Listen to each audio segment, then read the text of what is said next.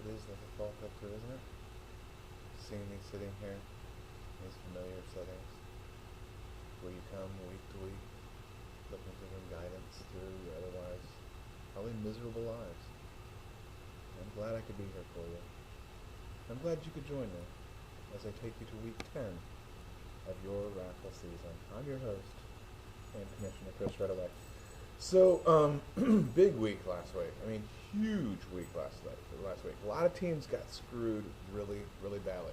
One team is your Livid Llamas, who quite frankly should have dethroned Classified last week, but then had it reamed right up their dairy air. See how I what do you call that, policed my language there? Because there could be minors in the room. You don't know. There could be minors in your room. You might not know that either, for all I know. So anyway, that was one team that took it in the ass. The other team was your Rolling Thunder. Your Rolling Thunder scores 112, thanks. All right, giddy up. And no, he loses 112, 115 to the Squirrels. That's right, the Squirrels, the 12th ranked Squirrels, now are no longer 12th ranked of that huge victory. But and I think they owe most of it to the Chargers defense, who, as the commissioner and vice commissioner will point out, was kind of a Hail Mary-ish last minute, I need a defense, let me get it at like 7:59 when the game started at 8. So it felt even a little bit harder. So I was about to spend an hour, and a full hour, not the normal 10 minutes that we talk here, but the full hour bitching about my loss to Classified. But then when I saw how Terry got fucked, I was like, I think he out-fucked me. If that's something you can do. Then the other big news, and I mean that's really huge news, it might be the hugest of newses, is we had a record from 2009 fall last week. That's right. 3 years this record has stood seemingly untouchable.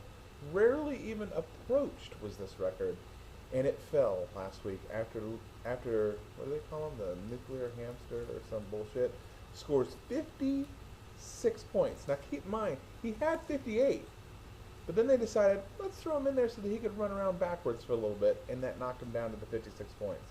So Doug Martin, the little engine that could, scores 56 points running the ball for your Tampa Bay Buccaneers and the big W's, and we have a brand new, what do you call it, solo highest points thing.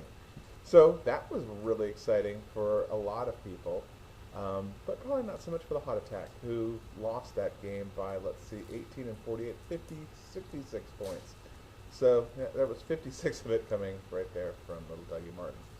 So, hey, great week last week. There was also an election, and I'm sure, as most of you are, you're very excited with the outcome. It's 4 more years of what we've got for the last 4 years. So there's that you had to look forward to. Let's see, the Red Eye Blind, they won a game. I'm not sure what their name is anymore. They've got like 3 different names on the website right now, but we're going to go with Red Eye Blind. The Spankos, they look like they might have got their shit together, unfortunately, and the Dirty Birds are also trying to pull away from your Livid Llamas.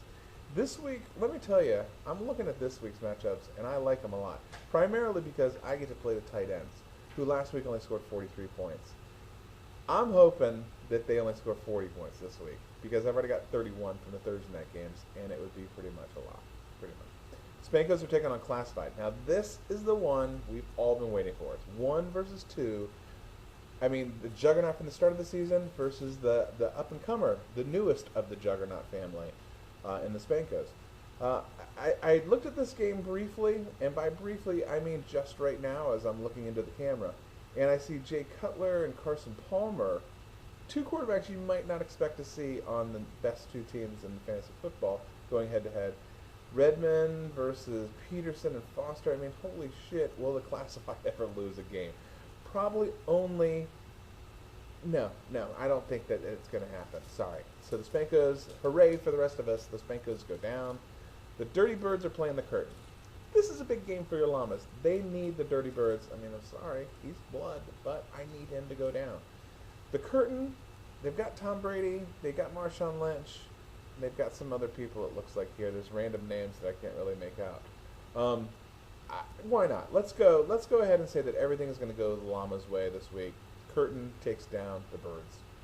Hot Attack's taking on the Rolling Thunder. Now, these are two guys, as I mentioned, and they got fucked pretty good last week. But not in the way that they might hope to have gotten, derriere last week. So, Drew Brees and Matt Ryan, interesting. Which Chris Johnson's going to show up this week? That's going to be probably your telltale tale of tales. And I'm going to say that he does show up this week. And let's give the win to the Rolling Thunder. And maybe they could win another prize, like highest scoring team or biggest of the losers. Red Eye Blind is already off to a great start. They started Jacksonville's running back and got 2 points from him Thursday night. So he's in really good shape against the Big W's. The Big W's are going to crush the Crazy Frogs or the Reapers or whatever they call themselves. I think they called themselves something. There was something Reapers. Red Reapers? Ripped Reapers? Reggae Reapers. Let's just call them the Reggae Reapers. Score last game, and it's a game that not anybody gives a shit, including the two teams playing, who I don't believe have submitted ballot lineups yet. It's the Jerk Store taking on the Squirrels. Two teams that really haven't they didn't drink any. They didn't drink any. They have not had to drink from the chalice of victory in some time now. I did mention the Squirrels earlier. What I mean, they haven't drank from the chalice. Sure, they've won recently, but what I'm trying to get is the overall winning thing. They really haven't, you win a game, you don't get to drink from the chalice. You have to win a handful of games and establish yourself as a winner before the chalice is placed in front of you to drink. So that's the point I'm trying to make.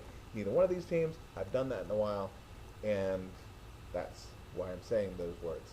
And the Squirrels are going to win that game, in case you cared. That'll be 2 wins in a row. The chalice will inch a little bit closer to the Squirrels. So that's the obligatory fantasy football piece of news. Do I have anything else to tell you? We talked about the Doug Martin thing. We talked about your president and commander-in-chief. Let me remind you, he is in charge of your defenses and offenses and special teams as well. Although I did hear that he's no longer in charge of that SEAL team anymore. They've gone ahead. They've moved into another division. They're not going to deal with that. And then Pete he did hurt his foot a little bit last night, but I think he's going to be okay. And then he's taking a nap. I think that's about all I got for you this week. I really hope you enjoyed spending some time here at my crib.